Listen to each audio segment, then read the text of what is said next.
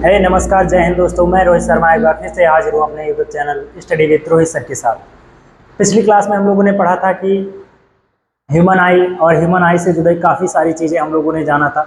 आगे हम उसी चैप्टर को कंटिन्यू करेंगे। प्रिज्म पढ़ेंगे, फिर प्रिज्म में न्यूटन का एक्सपेरिमेंट पढ़ेंगे। काफ़ी सारी चीज़ें जानेंगे आज के लेक्चर में। और ये लेक्चर हमारा प्रकाश लेक्चर का लास्ट लेक्चर होने वाला है, यानी प्रकाश चैप्टर का लास्ट लेक्चर होने वाला है। तो इसके बाद हम इलेक्ट्रिसिटी शुरू करेंगे, लेकिन उससे पहले हम लाएंगे पी वाई क्यू के ढेर सारे प्रैक्टिस क्वेश्चन करेंगे और जितने भी हो सकेंगे संभावित जितने भी क्वेश्चन पी वाई क्यू आने वाले होंगे 2027 के एग्जामिनेशन में, वो सब हम कवर करेंगे। तो चलिए शुरू करते हैं। तो सबसे पहले हमारा क्वेश्चन क्या है कि प्रिज्म क्या होता है। प्रिज्म देखो, प्रिज्म क्या होता है। प्रिज्म एक पारदर्शी कांच का टुकड़ा होता है जिसकी दो त्रिभुजाकार, देखो कितनी, दो त्रिभुजाकार सतहें और तीन आयताकार सतहें होती हैं। और इसका काम क्या है, देखो प्रिज्म का काम क्या होता है कि सफेद प्रकाश को, यानी सूर्य के सफेद प्रकाश को 7 रंगों में विभक्त कर देना। और ये जो कार्य करता है इसको हम नाम दे देते हैं वर्ण विक्षेपण, प्रकाश का वर्ण विक्षेपण।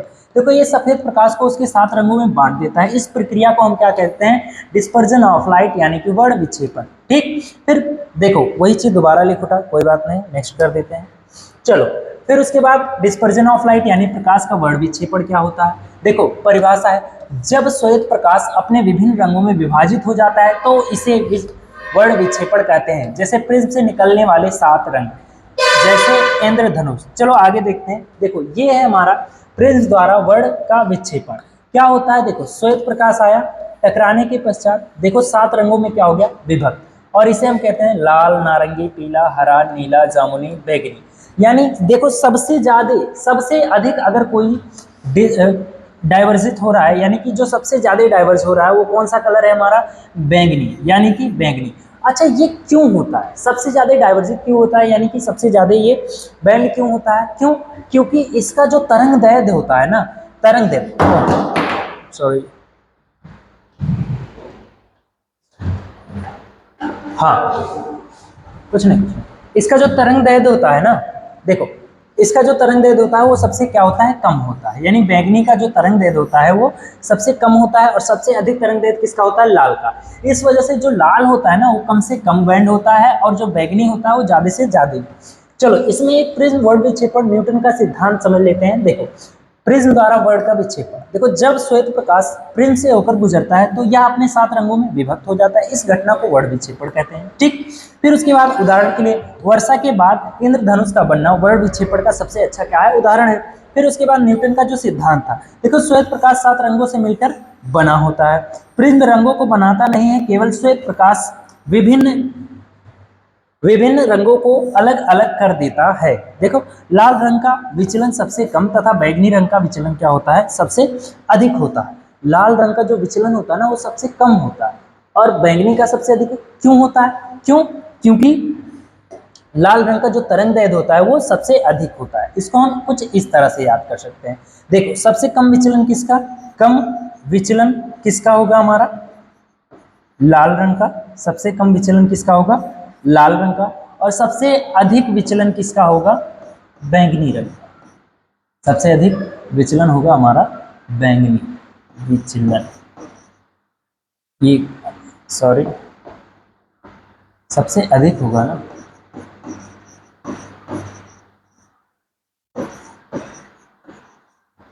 किसका होगा। इसको हम वही पुराना ट्रिक विबग्योर से याद कर सकते हैं। क्या, विबग्योर से। देखो वी से क्या होता है, वायलेट, आई से इंडिगो यानी कि जामुनी, ब्लू से नीला हो जाएगा, ग्रीन से हरा, येलो से क्या, पीला, ऑरेंज से नारंगी तथा रेड हमारा लाल। ठीक, ये तो हम पहले भी पढ़ चुके हैं। चलो आते हैं न्यूटन का जो एक्सपेरिमेंट था। देखो काफी लोगों ने, जब न्यूटन ने ये सिद्धांत दिया कि जो श्वेत प्रकाश है वो प्रिज्म द्वारा क्या होता है, 7 रंगों में विभक्त हो जाता है, तो काफी लोगों ने शिकायत की, अरे नहीं ऐसा नहीं है, जो प्रिज्म होता है वो खुद ही 7 रंग बना लेता है। तो उन्होंने इसको प्रूव करने के लिए कि जो श्वेत प्रकाश होता है वो 7 रंग का होता है, इसको प्रूव करने के लिए अपना एक सिद्धांत दिया। उन्होंने क्या किया, देखो सबसे पहले एक बंद कमरा लिया, उस दीवार में क्या छोटा सा क्या लगा दिया, एक छोटा सा छेद कर दिया। फिर उसके बाद वहां से एक प्रिज्म लगा। अब प्रिज्म पे जब लाइट पड़ी तो क्या हुआ, 7 रंगों में विभक्त हो गई। अब दोबारा इन्होंने क्या किया, इन्होंने एक प्रिज्म और उठाया, उससे उल्टा करके लगा दिया। अब जो 7 रंग में विभक्त हो रहा वो फिर दोबारा प्रिज्म में जाकर के श्वेत प्रकाश में क्या हो गया, बदल गया। इस एक्सपेरिमेंट द्वारा जो न्यूटन सर थे उन्होंने क्या किया, प्रूव कर दिया कि जो प्रिज्म है वो 7 रंग नहीं बनाता है, बल्कि जो प्रकाश यानी कि श्वेत प्रकाश, सूर्य का प्रकाश है, वो 7 रंग से मिलकर बना होता है। वैसे बाय द वे अगर देखा जाए तो जो हमारा क्या ये जो वर्ड विक्षेपण है इसमें 7 ही कलर होते हैं क्या, देख लो थोड़ा सा। अच्छा देखो, लाल और ऑरेंज जहां मिल रहे होंगे वहां कुछ और कलर, ठीक है, फिर जहां थोड़ा थोड़ा थोड़ा और मिलेंगे वहां और कलर, मतलब कई सारे कलर हो सकते हैं, ऐसा नहीं है। लेकिन जो मेनली हम पढ़ते हैं, जो मुख्यतः पढ़ते हैं, वो हम कितने पढ़ते हैं, 7। ठीक, चलो आगे बढ़ते हैं। अब देखो इनका एक्सपेरिमेंट था। एक्सपेरिमेंट न्यूटन का जो प्रयोग था, देखो महान वैज्ञानिक सर आइजैक न्यूटन, भाई महान थे, ठीक, सिद्ध किया कि सफेद प्रकाश कई रंगों से मिलकर बना होता है। उन्होंने क्या क्या प्रयोग किए, सबसे पहले न्यूटन ने एक अंधेरे कमरे में दीवार में छोटा सा छेद बनाया, फिर छेद से आने वाली सूर्य की सफेद किरण को प्रिज्म पर डाला। न्यूटन ने इस 7 रंगों को दूसरे प्रिज्म से गुजारा, फिर दूसरे प्रिज्म से गुजारा तो उन्होंने देखा कि सारी जो किरणें हैं वो फिर किसमें चेंज हो जा रही हैं, सारे कलर किसमें चेंज हो जा रहे हैं, श्वेत प्रकाश में चेंज हो जा रहे हैं। किसमें चेंज हो जा रहे हैं, श्वेत प्रकाश में चेंज हो जा रहे हैं। चलो आगे देखते हैं। फिर उसके बाद देखो, अगर ये क्वेश्चन अगर आ गया कि न्यूटन के क्या प्रिज्म प्रयोग को समझाइए, तो ये आप लोग स्क्रीनशॉट ले लो, अच्छे से समझ लेना, यही एग्जाम में लिख देना, ठीक है। और एक डायग्राम बना देना। सबसे पहले एक प्रिज्म बनाएगी, यहाँ से श्वेत प्रकाश आएगा, ये 7 रंगों में क्या होगा, विभक्त होगा। फिर उसके बाद हम लोग क्या करेंगे, एक उल्टा प्रिज्म बनाएंगे, उल्टा प्रिज्म बनाएंगे। अब यहाँ पे क्या होगा, सभी 7 प्रकाश किरण जाके टकराएंगे और फिर दोबारा 7 की किसमें एक श्वेत प्रकाश बनके निकल जाए, ठीक है, यही चित्र होगा। ठीक, देखो सबसे पहले एक श्वेत प्रकाश गया और ये क्या हुआ, 7 रंगों में विभक्त हुआ। फिर उसके बाद ये क्या हुआ, दोबारा से क्या हो गया, श्वेत प्रकाश में चेंज हो गया। गर्मी काफी है दोस्तों।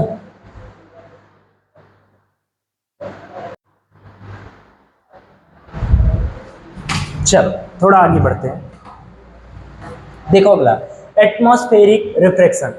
हालांकि हम लोगों ने एटमॉस्फेरिक यानी कि वायुमंडलीय अपवर्तन अपवर्तन के चैप्टर में पढ़ चुका है, लेकिन एक बार दोबारा से इसको क्या करते हैं, रिवाइज कर लेते हैं। चलो, जब प्रकाश पृथ्वी के वायुमंडल की विभिन्न घनत्व वाली परतें, देखो जो ये मान लो हमारा क्या अर्थ है, अब इस अर्थ पे हम खड़े हुए हैं एकदम बढ़िया से यहाँ पे, ठीक। अब यहाँ पे देखो विभिन्न ढेर सारी क्या होती हैं, परतें होती हैं।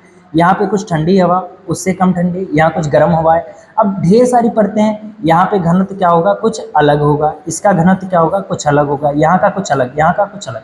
अब अलग अलग घनत्व वाली परतों से प्रकाश होकर क्या होता है, गुजरते हुए आता है और बार बार क्या होता है, अपवर्तित होता है।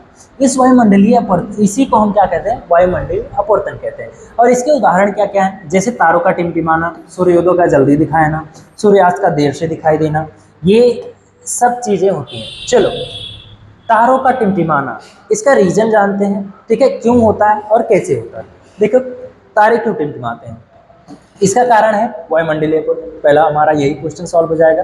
तो वायु का जो घनत्व होता है वो लगातार बदलता रहता है। देखो गर्म हवाएं ऊपर जाती हैं, ठंडी हवाएं उसका स्थान लेती हैं, तो ऊपर जाती हैं, तो हमेशा जो वायु का लेयर है ना, उसका घनत्व क्या होता है, चेंज होता रहता है। तो चेंज होता रहता है इस वजह से, इसलिए तारों से आने वाला प्रकाश बार बार मुड़ता रहता है, बार बार क्या होगा, मुड़ता रहेगा। मान लो ये अर्थ है ना। अब यहाँ पे देखो लेयर भाई, तो इसका जो सॉरी ऐसे नहीं मुड़ता है, ऐसे आएगा, यहाँ से क्या होगा, थोड़ा सा बैंड होगा, फिर यहाँ आएगा, फिर यहाँ से थोड़ा क्या होगा, बैंड होगा।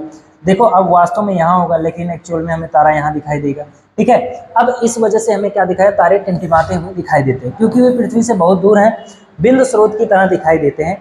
इस वजह से जो तारे होते हैं हमें कैसे दिखाई देते हैं, टिमटिमाते हुए दिखाई देते हैं। फिर उसके बाद आता है ग्रह यानी planets.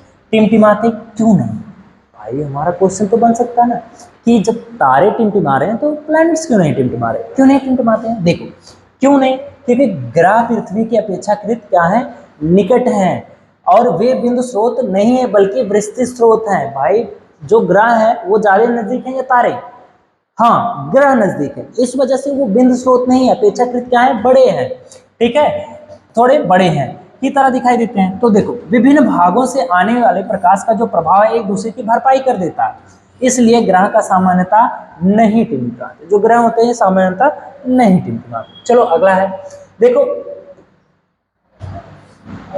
Advance sunrise and delight sunrise sunset. अब देखो सूर्य जल्दी क्यों दिखाई देता है, ये हम पिछले क्लास में पिछले लेक्चर में पढ़ चुके हैं, लेकिन एक बार और पढ़ लेते हैं क्योंकि यूपी बोर्ड में अभी जल्द 2026 में ही पूछा गया सवाल था कि अग्रिम सूर्योदय को समझाइए। तो देखो वायुमंडलीय अपवर्तन के कारण सूर्य वास्तव में क्षितिज के नीचे होने पर भी दिखाई देने लगता है। लगभग 2 मिनट पहले सूर्योदय दिखाई देता है। देखो 2 मिनट पहले दिखाई देगा, 2 मिनट बाद तक दिखाई देगा। तो देखो मान लो ये क्या है, अर्थ है। अब यहाँ पे आप एकदम बढ़िया माहौल बना के खड़े हुए हो, देखो एकदम मस्त खड़े हुए हो। अब देखो जो सन है वो कहाँ है, अर्थ के एकदम नीचे, ठीक। अब यहाँ ढेर सारी वायुमंडलीय क्या है, परतें हैं।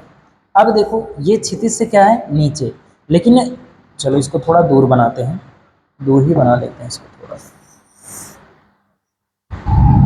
चलो यहाँ बना लेते हैं, ठीक। और इसको क्या करते हैं, थोड़ा सा ऊपर कर देते हैं, ठीक। अब क्षितिज से क्या हो गया, ये नीचे हो गया। अब देखो यहाँ पे आप खड़े हुए, क्षितिज से क्या होगा, नीचे। सूर्य जो है दिखाई दे रहा है ना, ठीक। अब सूर्य जो है वो कहाँ दिखाई दे रहा है, यहाँ क्षितिज से नीचे, लेकिन यहाँ से जो आने वाला प्रकाश होगा ना, यहाँ से इसे क्या होगा, बैंड होगा। फिर थोड़ा सा देखो, अरे सॉरी ज़्यादा बैंड हो गया। यहाँ से देखो, यहाँ अभिलंब होगा। अब जब ये हमारा किसका काम करेगा, विरल माध्यम का, यहाँ क्या होगा, निर्वात, और निर्वात हमारा किसका काम करेगा, विरल माध्यम का। अब यहाँ से कहाँ जाएगा, सघन माध्यम में, और सघन माध्यम में जब भी प्रवेश करता है प्रकाश तो क्या होता है, अभिलंब की ओर मुड़ता है। तो यहाँ अगर अभिलंब बना देंगे तो इसको जाना ऐसे चाहिए था, लेकिन ये क्या होगा, बैंड हो जाएगा। अब यहाँ पे अभिलंब देखो, यहाँ पे देखो जाना ऐसे होना चाहिए था, लेकिन ये अभिलंब की तरफ क्या होगा, थोड़ा सा बैंड हो जाएगा। यहाँ एक और बना दे रहे हैं। फिर उसके बाद ये क्या होगा, अभिलंब की ओर ऐसे जाना सीधे से, लेकिन अभिलंब की ओर बैंड। अब हमें वास्तव में ये जो सन है वो कहाँ दिखाई देगा, कुछ यहाँ पे दिखाई, लेकिन है कहाँ, क्षितिज से नीचे। इसी को हम कहते हैं अग्रिम सूर्योदय, या सूर्य क्षितिज से नीचे है तब भी हमें सूर्य का दिखाई देना। अब यही सेम प्रोसीजर यहाँ भी होगा। देखो सूर्य क्या होगा, क्षितिज से नीचे चला जाएगा, लेकिन फिर भी सन हमें कहाँ दिखाई देगा, यहाँ पे दिखाई देगा। यानी 2 मिनट निकलने से पहले और 2 मिनट निकलने के बाद भी हमें 4 मिनट तक कम से कम क्या, सूर्य एक्स्ट्रा दिखाई देता है, और 4 मिनट एक्स्ट्रा दिन हमें मिल जाते हैं। चलो फिर उसके बाद देखो वही देर से भी दिखाई देता है, वास्तविक किसी से ऊपर दिखाई देता है, और लगभग 2 मिनट बाद सूर्यास्त दिखाई देता है। चलो स्कैटरिंग ऑफ लाइट, ये हमारे इस लेक्चर का इंपॉर्टेंट टॉपिक है, यानी कि प्रकाश का प्रकीर्णन। क्या होता है प्रकाश का प्रकीर्णन, देखो प्रकाश क्या होता है, शुरू में जब सन से आता है हमारे पास, जब सन से प्रकाश आता है हमारे पास, देखो मान लो यार, तो ये क्या है, निर्वात में चलता है, लेकिन निर्वात से जैसे ही कहा, ये मान लो हमारा क्या होगा, अर्थ होगा। अब ये लेयर बाय लेयर क्या है, वायुमंडल की परतें हैं। अब यहाँ वायु के छोटे छोटे क्या होंगे, कण होंगे। देखो छोटे छोटे क्या होंगे, कण होंगे। अब क्या होगा, प्रकाश इनसे टकरा के क्या होगा, फैल जाएगा। प्रकाश इन टुकड़ों से टकरा के क्या होगा, फैल जाएगा। अब देखो जब प्रकाश इन टुकड़ों से टकरा के फैल जाएगा तो चारों दिशाओं में फैल जाएगा, और इसी घटना को हम क्या कह देते हैं, इसी घटना को प्रकाश का प्रकीर्णन कह देते हैं। देखो जब प्रकाश छोटे छोटे कणों से टकराकर विभिन्न दिशाओं में फैल जाता है तो इस प्रकीर्णन को स्कैटरिंग कहते हैं, यानी कि प्रकाश का प्रकीर्णन कहते हैं। तो अब यहाँ पे देखो, यहाँ पे आ गया हमें, अब सबसे ज़्यादा प्रकीर्णन किसका होता है, सबसे ज़्यादा प्रकीर्णन किसका होता है, बैंगनी रंग का होता है। किसका होता है, बैंगनी रंग का। और सबसे कम किसका होता है, सबसे कम किसका होता है, किसका होता है, लाल रंग का। अब क्यों, क्योंकि जो बैंगनी रंग का तरंग दैर्ध्य है ना, वो क्या होता है, तरंग दैर्ध्य जो होता है वो क्या होता है, कम होता है, और लाल का क्या होता है, तरंग दैर्ध्य ज्यादा होता है। इस वजह से जो बैंगनी कलर है वो ज्यादा फैलता है, और जो लाल रंग है वो कम फैलता है। ठीक, चलो आगे आ जाते हैं थोड़ा सा। देखो टिंडल इफेक्ट, लेकिन उससे पहले कुछ और चीजें जान लेते हैं इसके बारे में। देखो अगर सूर्य यहाँ से आ रहा है तो देखो यहाँ से आएगा, और ऊपर अगर यहाँ आ गया तो यहाँ से देखो प्रकाश, यहाँ जो वायु के कण हैं थोड़ा कम दिखाई देंगे। लेकिन अगर यहाँ पे ध्यान दें तो यहाँ पे अगर सूर्य है तो यहाँ से जब आएगा तो यहाँ से देखो ये वाली दूरी ज़्यादा होगी और ये वाली दूरी कम होगी। तो यहाँ से हमें सूर्यास्त के समय सूर्य, देखो सूर्योदय के समय सूर्य और सूर्यास्त के समय सूर्य कैसा दिखाई देगा, लाल दिखाई देगा। ऐसा क्यों? क्योंकि जो सारा बैंगनी कलर है ना वो फैल जाएगा प्रकीर्णन के कारण, और जो लाल रंग की तरंग है जो सीधे हमारे आंखों पे पड़ेगी। इस वजह से सूर्योदय और सूर्यास्त के समय जो सूर्य हमें कैसा दिखाई देता है, लाल।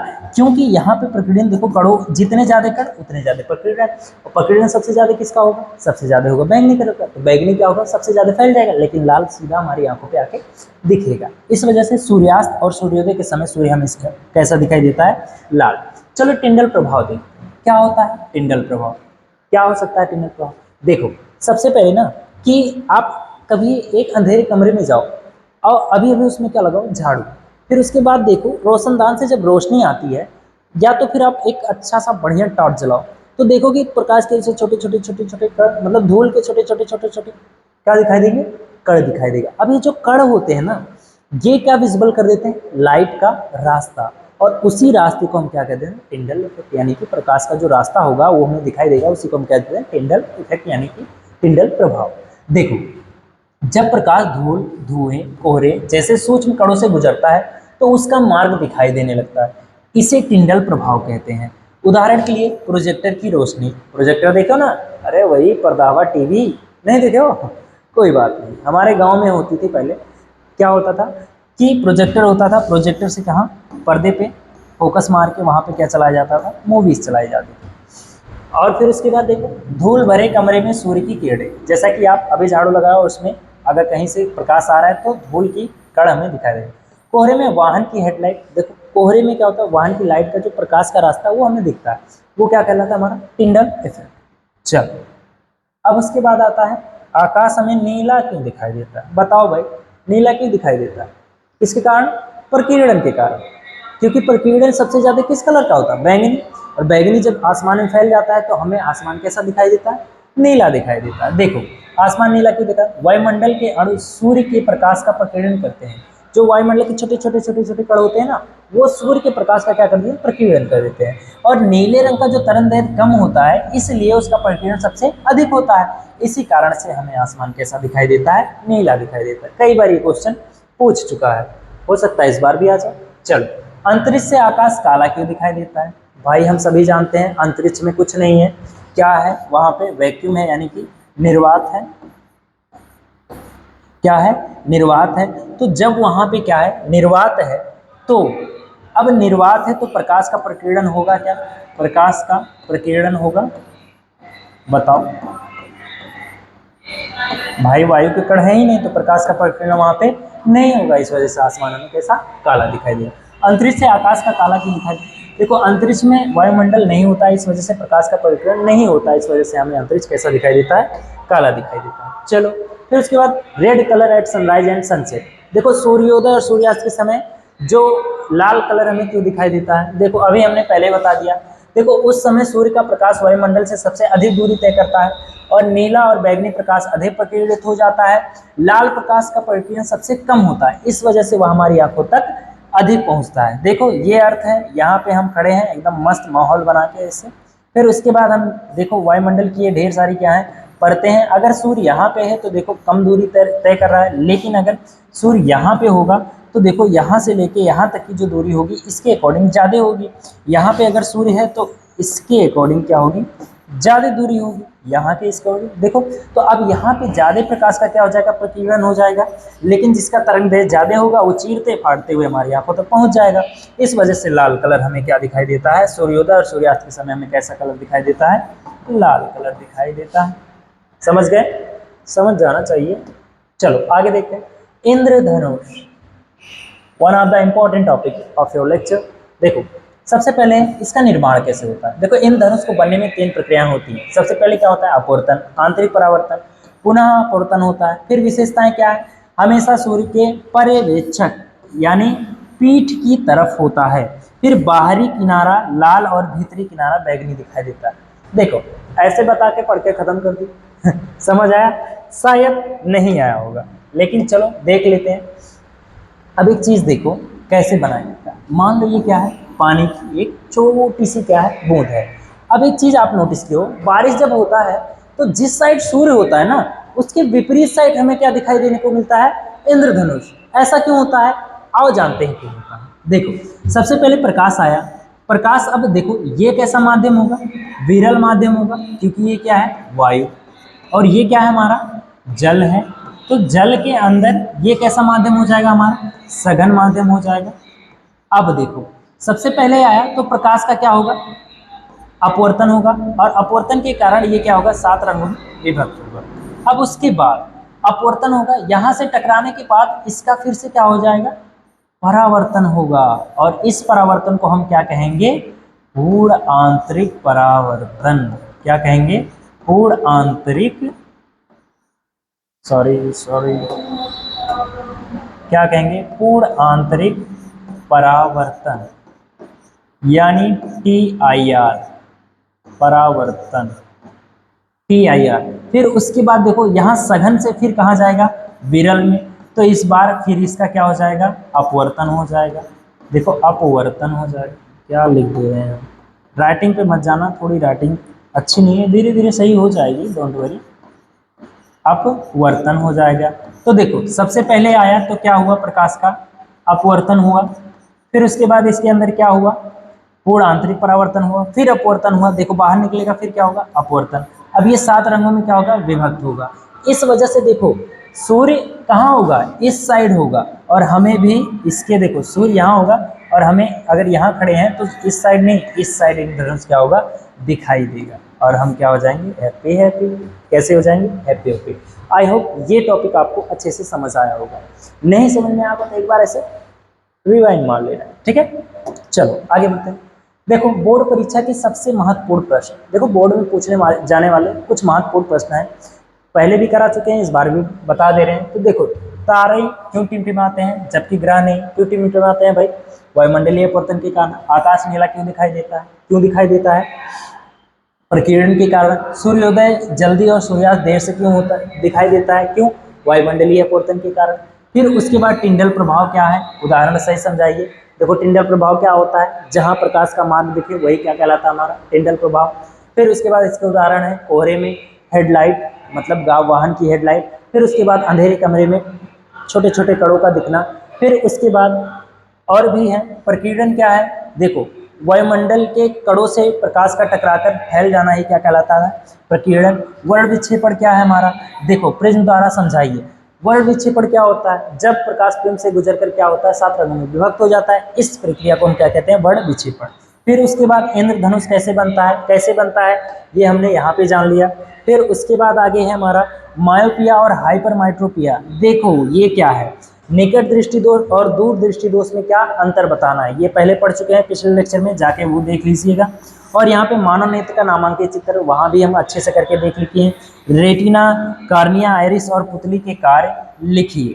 चलो ये सब क्या होंगे, कुछ महत्वपूर्ण और इंपॉर्टेंट क्वेश्चन है जो कि आपको क्या करने हैं, प्रैक्टिस करने हैं, ताकि आपका बोर्ड का एग्जाम का जो तैयारी है वो अच्छे से हो सके। अगर वीडियो से कुछ हेल्प मिली हो, अगर वीडियो समझ आया होगा, लेक्चर समझ आया होगा, तो वीडियो को लाइक शेयर सब्सक्राइब जरूर कर देना। और अगली वीडियो में मिलेंगे हम ढेर सारे PYQ के साथ और प्रैक्टिस। और प्रकाश का चैप्टर हमारा यहीं पे खत्म होगा। और अगर कोई टॉपिक छूटा है तो आप कमेंट में बता दीजिएगा, हम उसको दोबारा कवर करके अच्छे से आपको समझा देंगे। और अगर कोई टॉपिक नहीं समझ आया होगा तो वो कमेंट बॉक्स में डाल दीजिएगा, उसको और अच्छे से एक वीडियो नया बना दिया जाएगा। इसके बाद हम स्टार्ट करेंगे विद्युत। तब तक लिए तैयारी करते रहिए। Best of luck. जय हिंद, जय भारत।